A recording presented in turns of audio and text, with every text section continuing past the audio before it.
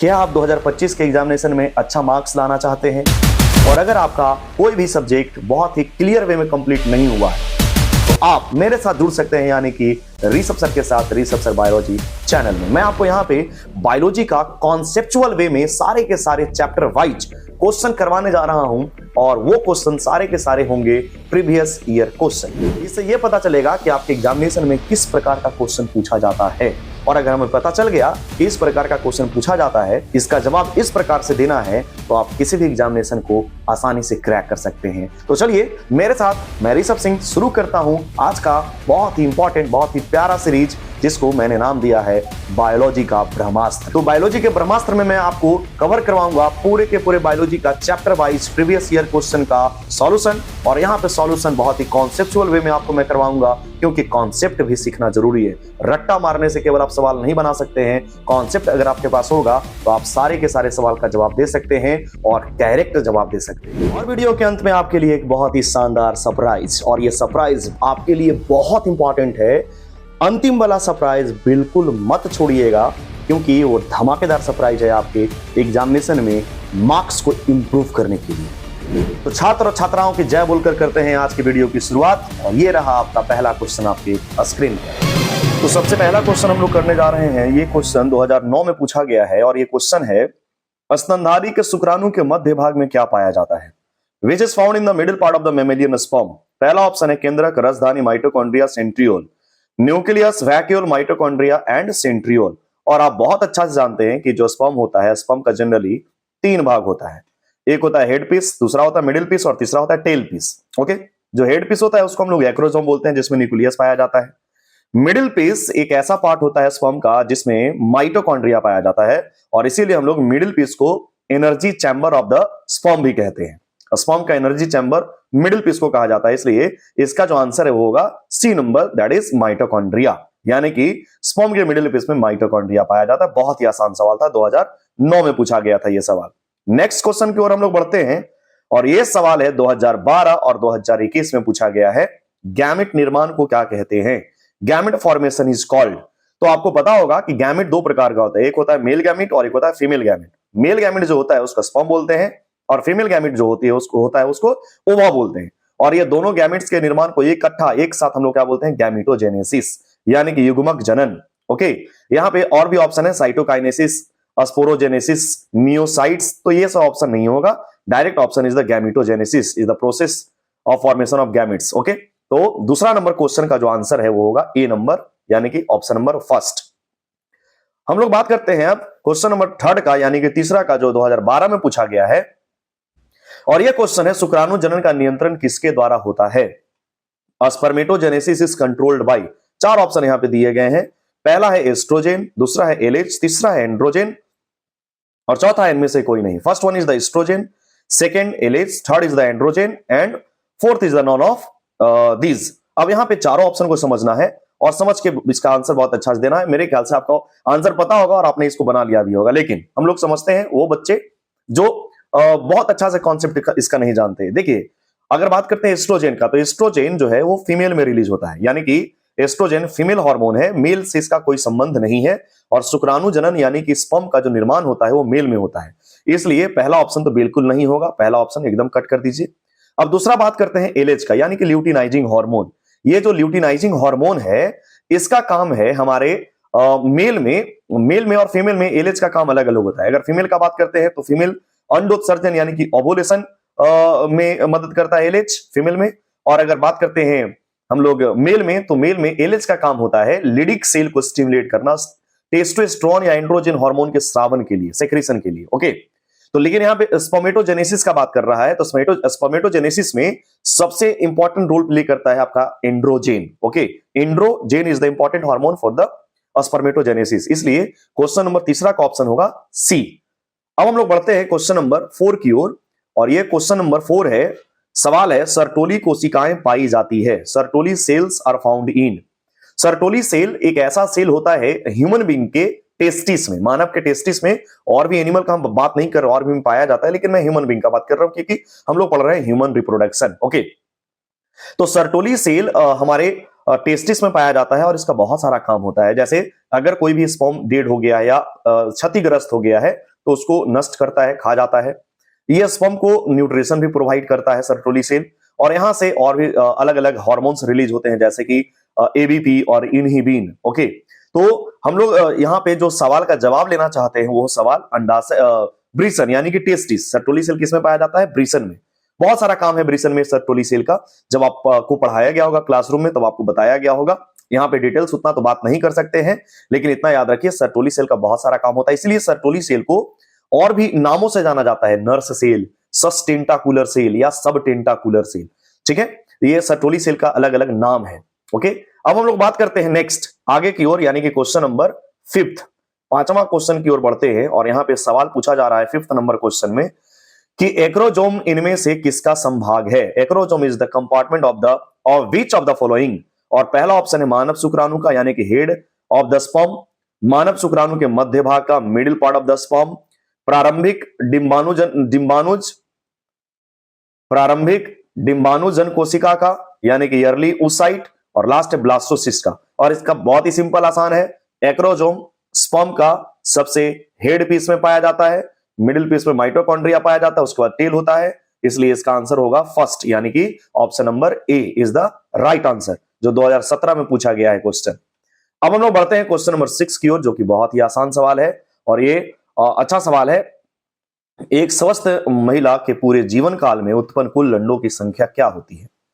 The total number of eggs produce in the entire life of a healthy woman.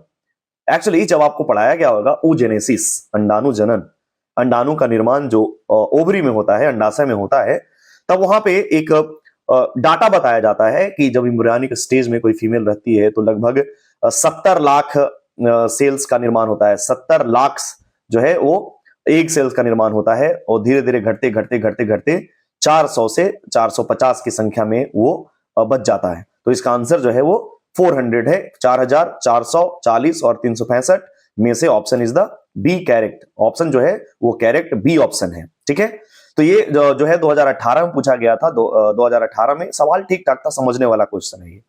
अब यहाँ पे होता क्या है कि एक चीज और मैं बता देता हूं कि 70 लाख जो आपने सर बताया अभी, ये 70 लाख में से 400 बचे, बाकी कहां गए? बाकी जो जितने भी फॉलिकल्स होते हैं वो फॉलिकल्स डीजनरेट कर जाते हैं और फॉलिकल्स के डीजनरेट करने की प्रक्रिया को हम लोग बोलते हैं फॉलिकल आर्ट्रेसिया। ओके, तो ये आपको क्लासरूम में पढ़ाया गया होगा। हम लोग आगे की ओर बढ़ते हैं और ये है क्वेश्चन नंबर 7 और यहाँ पे सवाल पूछा जा रहा है, परिपक्व शुक्राणु के शीर्ष भाग पर एक टोपी नुमा संरचना पाई जाती है जिसे क्या कहते हैं?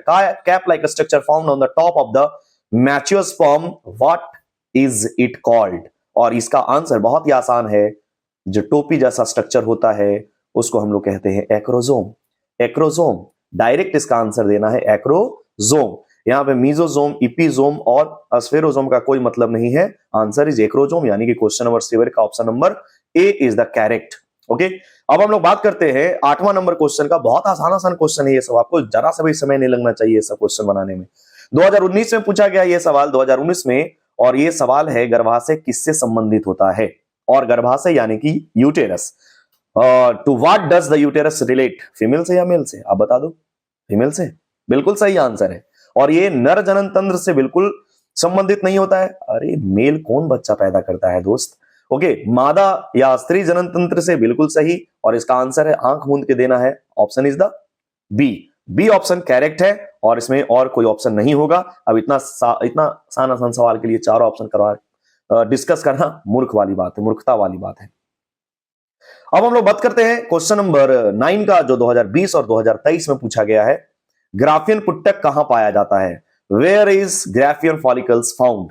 ग्राफियन फॉलिकल्स एक ऐसा संरचना होता है जिसके अंदर एग पाया जाता है, एग, फीमेल गैमिट एग। और जब ग्राफियन फॉलिकल के अंदर एग है तो आप खुद बता दीजिए ग्राफियन फॉलिकल फीमेल में होगा या मेल में होगा? फीमेल में ओवरी होता है और मेल में टेस्टिस होता है। तो इसका आंसर है मानव ब्रीसन में यानी कि इनह्यूमन टेस्टिस, बिल्कुल नहीं। मानव अंडाशय में यानी कि इनह्यूमन ओवरी, बिल्कुल सही बात है, यानी कि बी ऑप्शन करेक्ट है। यहां पे लीवर का कोई बात नहीं होगा और फ्रॉक का कोई बात नहीं होगा। यहां पे आंसर जो है वो मानव अंडाशय है। ओके, तो क्वेश्चन नंबर 9 का जो करेक्ट ऑप्शन है वो है B number option, in human ovary. मानव अंडाशय में पाया जाता है ग्राफियन पुट्टिका। ओके, और ये 2020 और 23 में पूछा गया सवाल था। अब मैं बात करता हूं क्वेश्चन नंबर 10 का, और यह सवाल पूछा गया है 2020 में अगेन। किस जनन परत से, यानी कि हमारे बॉडी में जनन परत पाया जाता है 3।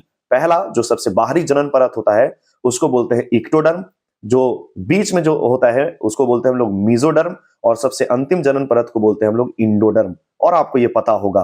और हमारे बॉडी का जब निर्माण होता है इन द यूटेरस, गर्भाशय में, जब हमारा बॉडी का यानी कि बच्चे का बॉडी का निर्माण होता है, तो ये तीनों जनन परत मिलके ही हमारे बॉडी के प्रत्येक अंग का निर्माण करते हैं। इसलिए इक्टोडर्म, मीजोडर्म और इंडोडर्म, ये तीनों जनन परत से ही पूरे बॉडी का हमारा निर्माण होता है। तो यहाँ पे जो सवाल पूछा जा रहा है, रक्त तथा परिवहन तंत्र का उद्भवन, यानी कि from which germ layer does the blood and circulatory system originate, और इसका आंसर है आपको याद रखने का, वो है बी ऑप्शन, यानी कि मीजोडर्म। मीजोडर्म से हमारे बॉडी का रक्त और परिवहन तंत्र का जो है वो ओरिजिन हुआ है। इस बात का याद रखिएगा, ये बहुत अच्छा मतलब एक चीज था जो आपको याद रखना चाहिए था। ओके, अब हम लोग बात करते हैं क्वेश्चन नंबर 11 का, जो 2021 में पूछा गया है, और यह सवाल है ऋतुस्राव चक्र किसमें होता है? In which animal does the menstrual cycle occur? देखिए, जितने भी प्राइमेट्स हैं, प्राइमेट्स, ओके, जितने भी प्राइमेट्स होते हैं वो सारे के सारे प्राइमेट्स में मेंस्ट्रुअल साइकिल होता है। और यहाँ पे ह्यूमन यानी कि मनुष्य, बंदर, चिंपैंजी, और ये तीनों के तीनों जो ऑप्शन है वो तीनों प्राइमेट का ऑप्शन है। इसलिए यहाँ पे जो आंसर होगा वो होगा इनमें से सभी, यानी कि इन ऑल ऑफ दीज, सभी में जो है वो मेंस्ट्रुअल साइकिल होता है। ये बात याद रखिएगा, ऑल प्राइमेट्स, जितने भी प्राइमेट्स हैं सब में मेंस्ट्रुअल साइकिल होता है। अगर मैं बात करता हूं 2022 में पूछा गया सवाल, क्वेश्चन नंबर 12 का सवाल है, मानव शुक्राणु के एक्रोजोम का निर्माण होता है। मानव शुक्राणु के एक्रोजोम का निर्माण किस कोशिकांग यानी कि किस सेल ऑर्गेनेल के द्वारा होता है? The acrosome of human sperm is formed by, जब आप क्लास 11th में पढ़ रहे होगे तो आपको बहुत सारी कोशिका अंगक यानी कि mitochondria, ribosome, endoplasmic reticulum, Golgi body, ये सब के बारे में पढ़ाया गया होगा, बताया गया होगा, इसका फंक्शन के बारे में बताया गया होगा। तब वहां पे आपको बताया गया होगा कि कौन सा सेल ऑर्गेनेल जो है वो स्पर्म के फॉर्मेशन में पार्टिसिपेट करता है, भाग लेता है। तो यहाँ पे केंद्रक द्वारा, लाइसोसोम द्वारा, गोल्गी बॉडी यानी कि गोल्गी काय द्वारा, या अंतः प्रद्रवी जालिका यानी कि endoplasmic reticulum, lysosome, Golgi body, nucleus, इसमें से किसके द्वारा एक्रोजोम का निर्माण होता है? तो उसका आंसर है गोल्गी बॉडीज। गोल्गी बॉडी का बहुत इंपॉर्टेंट काम होता है हमारे बॉडी में, ओके, बहुत इंपॉर्टेंट। उसमें से एक इंपॉर्टेंट काम है मानव शुक्राणु के एक्रोजोम का निर्माण का। ओके, वहां पे जब स्पर्मेटोजेनेसिस पढ़ाया जाता है आपको क्लास 12th में, तो एक प्रोसेस बताया जाता है कि ये गोल्गी बॉडी कैसे स्पर्म के एक्रोजोम का निर्माण करता है। तो इतना याद रखिएगा, गोल्गी काय जो है वो स्पर्म के एक्रोजोम का निर्माण करता है। ओके, अब हम लोग बढ़ते हैं क्वेश्चन नंबर 13 की ओर, जो कि अगेन 2022 में पूछा गया है। 2022 में पूछा गया है, और यहां पे बहुत अच्छा सवाल है। सवाल है कि मनुष्य में अपरा का निर्माण होता है। Placenta in human is formed by, human में, मानव जाति में प्लेसेंटा का निर्माण कौन करता है? बहुत अच्छा सवाल है। इसका जवाब मैं आपको बताता हूं, और इसका जवाब सुनने से पहले थोड़ा सा आपको सीखना पड़ेगा, कुछ चीजें हैं जिसके बारे में आपको जानना पड़ेगा। देखिए, जब आपको प्लेसेंटा यानी कि अपरा पढ़ाया जाता है क्लास 12th में, तो वहां पे बताया जाता है extra embryonic membrane. Extra embryonic membrane एक ऐसा मेम्ब्रेन होता है जिसमें बेबी प्रेजेंट रहता है, ओके, और चारों ओर से मेम्ब्रेन से घिरा रहता है, और इसके अंदर एमनियोटिक फ्लूइड भरे रहते हैं। इसके अंदर जो है वो एमनियोटिक फ्लूइड भरे रहते हैं। तो यहाँ पे जो एक्स्ट्रा एम्ब्रियोनिक मेम्ब्रेन का निर्माण होता है, इसमें एमनियोन भी शामिल होता है, एलेंटोइस भी शामिल होता है, कोरियोन भी शामिल होता है, और एक चीज और होता है जिसका नाम है यॉर्क सैक, जो यहाँ पे मेंशन नहीं किया गया है, लेकिन मैं आपको बता देता हूं कि एक्स्ट्रा एम्ब्रियोनिक मेम्ब्रेन, अतिरिक्त भ्रूणीय झिल्लियों को बनाने में 4 चीज पार्टिसिपेट करते हैं, एमनियोन, एलेंटोइस, कोरियोन, और एक और होता है यॉर्क सैक। जो यॉर्क सैक स्टार्टिंग में बहुत बड़ा होता है, लेकिन धीरे धीरे ये घटते जाता है। ओके, तो यहाँ पे जो प्लेसेंटा का निर्माण करता है, अपरा का निर्माण करता है, इनमें से वो है कोरियोन। ये बात याद रखिएगा, बहुत इंपॉर्टेंट है। अपरा का निर्माण करने वाला जो एक्स्ट्रा एम्ब्रियोनिक झिल्ली है, मेम्ब्रेन है, वो कौन है? कोरियोन। कोरियोन एक ऐसा झिल्ली है, झिल्ली का पार्ट है, वो अपरा का निर्माण करती है। और अपरा के बारे में तो आपको पता होगा, अपरा बेबी और मदर के बीच का कनेक्शन होता है। मदर से जो भी न्यूट्रिएंट्स होता है वो बेबी में जाता है, और बेबी से जितने भी वेस्ट मटेरियल होते हैं वो सब मदर में आता है थ्रू द अपरा प्लेसेंटा। ओके, 2022 में सवाल पूछा गया था, अच्छा सवाल था, जानने वाला सवाल था। अब मैं बात करता हूं अगेन 2022 में पूछा गया सवाल, और ये सवाल है निम्नलिखित में से कौन गर्भाशय के अस्तर में प्रत्यारोपित होता है? विच of the flowing implants into the lining of the uterus? बहुत बढ़िया सवाल, ध्यान से समझिएगा इस सवाल को। देखिए जब बेबी का डेवलपमेंट होना शुरू होता है इन द एम्ब्रियोनिक कैविटी, तो वहां पे सबसे पहले होता है फर्टिलाइजेशन। आपको पता होगा फर्टिलाइजेशन के बाद सबसे पहले क्या बनता है? जाइगोट बनता है। ओके, अब जाइगोट में होता है स्टार्ट क्लीवेज, और क्लीवेज के बाद सबसे पहले 8 और 16 सेल का स्ट्रक्चर बनता है जिसका नाम होता है मोरूला, जो कि यहां पे आपको दिया हुआ है। ओके, 8 to 16 सेल स्ट्रक्चर को हम लोग क्या बोलते हैं? मोरूला, जिसमें ब्लास्टोमियर्स पाया जाता है। ओके, और जब 16 से सेल आगे बढ़ते हैं, यानी कि 16 से 32 सेल्स का जब स्ट्रक्चर बन जाता है, तो होता है ब्लास्टोला, जो कि एक बॉल लाइक स्ट्रक्चर होता है। कैसा होता है? Ball like structure. ओके, और बॉल लाइक स्ट्रक्चर जो यहाँ पे ब्लास्टोसिस्ट या ब्लास्टुला का बात करते हैं, ब्लास्टोसिस्ट या ब्लास्टोसिस्ट, उसके अंदर कैविटी पाया जाता है, और पूरे बॉल जैसा स्ट्रक्चर को क्या बोलते हैं हम लोग? ब्लास्टोसिस्ट बोलते हैं। तो यही ब्लास्टोसिस्ट जो है वो फीमेल के गर्भाशय यानी कि यूटेरस में जाकर इम्प्लांट करता है। तो अब यहां बात करते हैं गैस्ट्रुला क्या है। तो गैस्ट्रुला एक ऐसा फेज है पूरे एम्ब्रियोनिक डेवलपमेंट का, जिसको हम लोग गैस्ट्रुलेशन भी बोलते हैं, जो लगभग 280 दिन का होता है, लगभग 9 महीना का, जिसमें पूरे बॉडी का निर्माण होता है, बेबी के अंग का निर्माण होता है, और भी इसमें बहुत सारा चीज होते हैं जो गैस्ट्रुला इसी में बताया जाता है कि अगर फर्स्ट मंथ है तो बेबी का कौन कौन सा पार्ट बनेगा, सेकेंड मंथ में क्या बनेगा, फर्स्ट ट्राइमेस्टर में क्या बनेगा, सेकेंड ट्राइमेस्टर में क्या बनेगा, वो सब इसमें बताया जाता है। तो क्वेश्चन नंबर 14 का जो आंसर है वो है आपका ब्लास्टोसिस्ट। ओके, जो 2022 में पूछा गया था, अच्छा सवाल था। अगर मैं बात करता हूं नेक्स्ट, अगेन 2022 में पूछा गया सवाल, और ये सवाल है मानव भ्रूण संरक्षित रहता है। अभी तुरंत आपको बताया गया कि ये है एक्स्ट्रा एम्ब्रियोनिक मेम्ब्रेन, जिसमें प्रेजेंट होता है बेबी। तो एक्स्ट्रा एम्ब्रियोनिक मेम्ब्रेन जो है वो बेबी को चारों ओर से घेरे रहता है, और इसके अंदर भरा रहता है फ्लूइड, जिसको हम लोग बोलते हैं एमनियोटिक फ्लूइड। और ये एमनियोटिक फ्लूइड जो है बेबी को शॉक एब्जॉर्बर से बचाता है, यानी कि यहाँ पे बाहरी आघातों से, बाहर से अगर चोट लग जाता है तो उससे बेबी को बचाता है, ताकि बेबी को कोई नुकसान ना हो।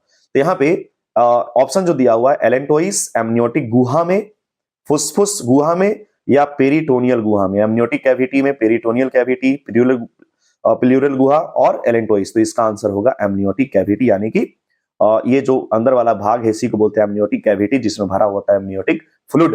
ओके, ये बात आपको याद रखना है कि बेबी के चारों ओर वाटर जो रहता है, वाटर में जो बेबी प्रेजेंट रहता है, उस वाटर को हम लोग क्या बोलते हैं? एमनियोटिक फ्लूइड, और वो प्रेजेंट होता है एमनियोटिक कैविटी में, यानी कि एमनियोटिक कैविटी में। ये क्वेश्चन नंबर 15 था, 2022 में पूछा गया था, अच्छा सवाल था। अब मैं बात करता हूं अगेन 2022 में पूछा गया सवाल। ये सवाल है हीमोकोरियल अपरा निम्नांकित में से किसमें पाया जाता है? ओके, और यहां पे 4 ऑप्शन दिए हैं। बहुत अच्छा सवाल है, ये बहुत अच्छा सवाल है, ध्यान देना इसको। यहां पे इंग्लिश में है haemochorial placenta is found in which of the following. 4 option है। पहला बिल्ली में, कुत्ते में, मानव में, घोड़ों में। Cat, dog, human and horse. इसका आंसर मैं पहले बताता हूं। हीमोकोरियल प्लेसेंटा डायरेक्ट आंसर मानव में पाया जाता है। तो सर कैट में, डॉग में, हॉर्स में किस प्रकार का प्लेसेंटा पाया जाता है वो भी तो बता दो। चलो मैं उसका भी बात कर लेता हूं। अगर मैं बात करता हूं सबसे पहले हीमोकोरियल अपरा का, प्लेसेंटा का, तो मानव में हीमोकोरियल प्लेसेंटा होता है, ये बात याद रखिएगा। अब आइए थोड़ा मैं बात करता हूं रैट का, रैबिट का, ह्यूमन का। तो यहां पे ये जो मानव है, मानव के साथ साथ रैट और रैबिट, ओके, रैट और रैबिट दोनों में हीमोकोरियल प्लेसेंटा होता है। यानी कि मानव के अलावा अगर आपको रैट या रैबिट ऑप्शन आ जाए तो यहां भी आपको हीमोकोरियल प्लेसेंटा का ही ऑप्शन आपको देना पड़ेगा। लेकिन अब मैं बात करता हूं कुत्तों में, यानी कि डॉग्स में। तो यहां पे 2-3 और अलग अलग और प्रकार के प्लेसेंटा होते हैं, जैसे इंडोथेलियोकोरियल प्लेसेंटा, इंडोथेलियोकोरियल प्लेसेंटा, आप लिख लीजिएगा, इंडोकोरियोथेरियल प्लेसेंटा, जिसमें कैट यानी कि बिल्ली और डॉग यानी कि कुत्ते में जो प्लेसेंटा होता है वो होता है इंडोथेलियोकोरियल प्लेसेंटा। अगर मैं बात करता हूं सेकंड यानी कि घोड़ों में, हॉर्स में कौन सा प्लेसेंटा पाया जाता है? तो हॉर्स में जो प्लेसेंटा पाया जाता है होता है इपीथेलियोकोरियल, इपीथेलियोकोरियल प्लेसेंटा। इपीथेलियोकोरियल प्लेसेंटा किसमें पाया जाता है? घोड़ा में पाया जाता है। तो ये याद रख लीजिएगा, आप लिख लीजिएगा कहीं पे। तो मानव में कैसा प्लेसेंटा होता है? हेमोकोरियल प्लेसेंटा होता है। 2022 में पूछा गया था सवाल, अच्छा सवाल था ये। नेक्स्ट, अब मैं बात करता हूं निम्न में से कौन सी अगुणित संरचना है? विच of the following is a haploid structure? युग्मनज, अंडाणु, युग्मक, बी और सी दोनों, यानी कि अंडाणु और युग्मक, जाइगोट, ओवम, गैमेट्स और बोथ बी एंड सी। सबसे पहली बात कि जाइगोट कब बनता है? जब मेल और फीमेल यानी कि एन स्पर्म इन ओवा मिलते हैं तब जाके बनता है टू एन, और टू एन क्या होता है? जाइगोट यानी कि युग्मनज, यानी कि पहला ऑप्शन एकदम बिल्कुल गलत हो गया।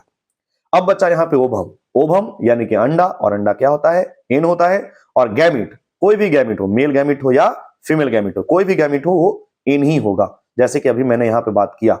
तो इसका ऑप्शन हो जाएगा बी एंड सी बोथ, यानी कि option number D is correct. Question number 17 का डी ऑप्शन करेक्ट है। सवाल कब पूछा गया है? 2023 में।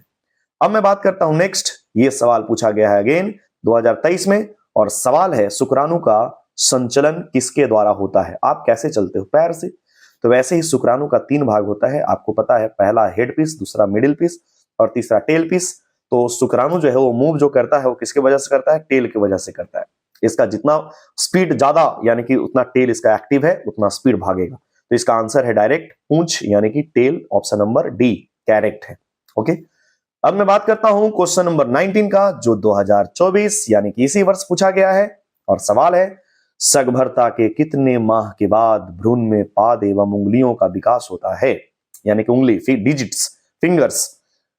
After how many months of pregnancy the legs and fingers of the foetus develop? और इसका आंसर है 3 महीना के अंत तक। At the end of the 3 month, या तीसरा महीना में ये बनना शुरू हो जाता है। देखिए, first month, second month, third month, fourth month, fifth month, अलग अलग मंथ का अलग अलग सिस्टम है।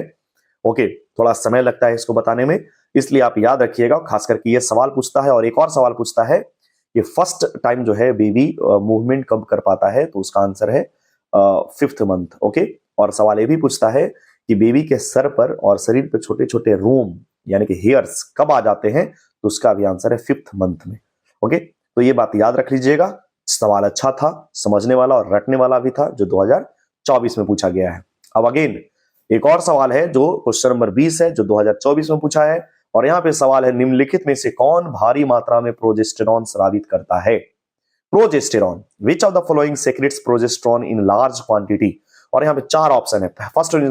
First one is the graafian follicle यानी कि दूसरा है श्वेत पिंड यानी कि कॉर्पस एल्बिकन्स, पीत पिंड यानी कि कॉर्पस ल्यूटियम, और डी ऑप्शन है यानी कि लास्ट ऑप्शन है प्राथमिक पुट्टक, प्राइमरी फॉलिकल। सबसे पहले मैं बता दूं कि ग्राफियन फॉलिकल हो या प्राइमरी फॉलिकल हो, यहां से प्रोजेस्टेरॉन बहुत ही कम या ना की मात्रा में रिलीज होता है। ओके, यहां से अगर ग्राफियन पुट्टक का बात करते हैं तो ग्राफियन पुट्टक यानी कि ग्राफियन पुट्टिका के चारों ओर 2 लेयर पाया जाता है। एक होता है थीका एक्सटर्ना और एक होता है थीका इंटरना। तो थीका इंटरना से जो रिलीज होता है वो होता है ईस्ट्रोजेन। क्या होता है? ईस्ट्रोजेन। लेकिन यहां पे क्या बात कर रहा है? प्रोजेस्टेरॉन का बात कर रहा है, ईस्ट्रोजेन का बात ही नहीं है। पहला ऑप्शन गलत हो गया। श्वेत पिंड, ये जो कॉर्पस एल्बिकन्स है, ये सबसे लास्ट यानी कि जो मेंस्ट्रुअल साइकिल होता है उसके एकदम लास्ट अवस्था में बनता है, ये अंतिम अवस्था में बनता है, तो इससे इसका कोई मतलब नहीं है। अब यहां प्राइमरी फॉलिकल हो गया, तो प्राइमरी फॉलिकल, ग्राफियन पुट्टिक, ये दोनों लगभग चचेरा भाई हैं, संबंधित है, मैं ये कहना चाह रहा हूं। बचा कौन आपके पास option? That is corpus luteum यानी कि पीत पिंड। और पीत पिंड एक ऐसा यानी कि कॉर्पस ल्यूटियम एक ऐसा इंडोक्राइन संरचना होता है, अंतःस्रावी संरचना होता है, जिससे प्रोजेस्टेरॉन हार्मोन स्रावित होता है। ओके, तो प्रोजेस्टेरॉन हार्मोन जो है वो कहां से सेक्रेट होता है? कॉर्पस ल्यूटियम से, याद रखिएगा।